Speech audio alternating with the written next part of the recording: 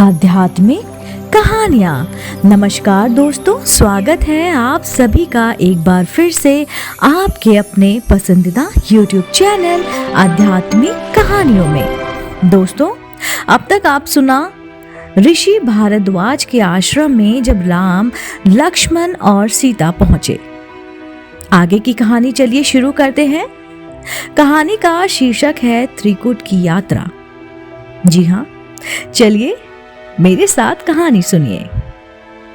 दूसरे दिन प्रातःकाल संध्या उपासना आदि से निवृत्त होकर राम, लक्ष्मण और सीता ने त्रिकुट के लिए प्रस्थान किया।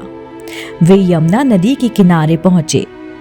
त्रिकुट पहुंचने के लिए यमुना को पार करना आवश्यक था। यमुना का प्रभाव अपने पूर्ण यौवन पर था। उसमें गंभीर जलधारा अति वेग के साथ प्रभावित हुए जा रही थी।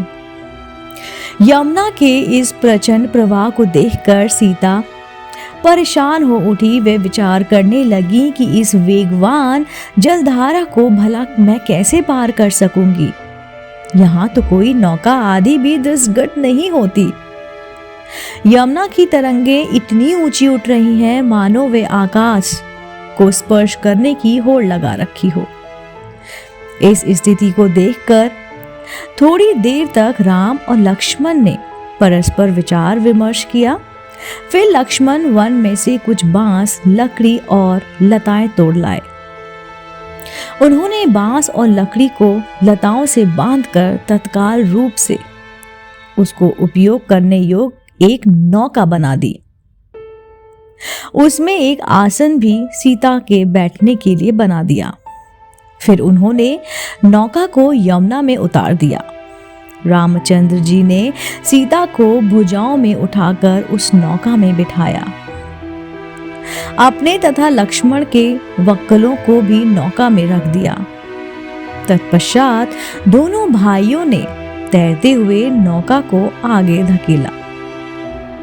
नाव मझधार में पहुंचकर वेग गति लहरों के झरोकों के कारण ऊपर नीचे होने लगी। इस स्थिति में जानकी आकाश की ओर देखकर परमात्मा से प्रार्थना करने लगी, हे ईश्वर, हमें कुशलता पूर्वक पार पहुंचा दे। मैं ये व्रत लेती हूँ कि वनवास की अवधि समाप्त करके लौटने पर मैं यहाँ पर यज्ञ करूंगी। कुछ ही काल में समस्त बाधाओं को पार करती हुई नौका यमुना के दूसरे तट पर पहुंच गई। नौका को यमुना के तट पर ही छोड़ वे तीनों एक सघन श्यामवट वृक्ष के नीचे विश्राम करने के उद्देश्य से बैठ गए। थोड़ी देर विश्राम करने के पश्चात उन्होंने आगे प्रस्थान किया।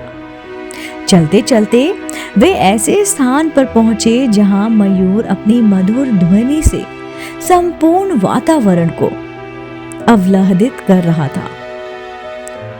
यूथ बनाए हुए वानर वृक्षों की शाखाओं पर चंचलता पूर्वक उछल कूद रहे थे।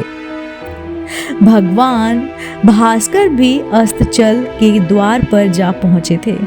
लालिमा से युक्त सूर्य की रक्तिम किरणें पर्वतों की चोटियों को स्वर्णमय बना रही थी। कुछ ही काल में सूर्यदेव ने अपनी किरणों को समेट लिया। चारों ओर अंधकार व्याप्त होने लगा। सीता तथा लक्ष्मण की सहमति प्राप्त कर राम ने वहीं विश्राम करने का निर्णय लिया। वह अति रमणीय स्थान यमुना के समतल तट पर स्थित था। सब ने यमुना में स्नान किया और उसी के तट पर संध्या उपासना किया।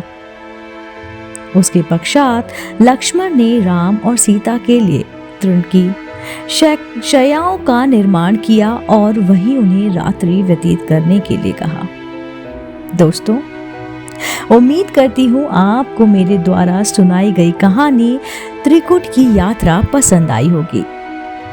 आप ऐसी ही धार्मिक और पौराणिक कहानी कथाएं सुनने के लिए आप मेरे चैनल आध्यात्मिक कहानियों को तुरंत लाइक कीजिए, शेयर कीजिए और सब्सक्राइब करना बिल्कुल ना भूलिए। मैं अगली कहानी, जिसका शीर्षक होगा त्रिकुट में, जी हाँ, जल्दी ही इसी चैनल द्वारा आप तक पहुंचाती रहूंगी। आप देख रहे थे आपका अपना पसंदीदा YouTube चैनल आध्यात्मिक कहानियाँ। दोस्तों, जाने से पहले अगर आप भी राम भक्त हैं तो मेरे साथ कहिए जय सिया राम, जय जय हनुमान।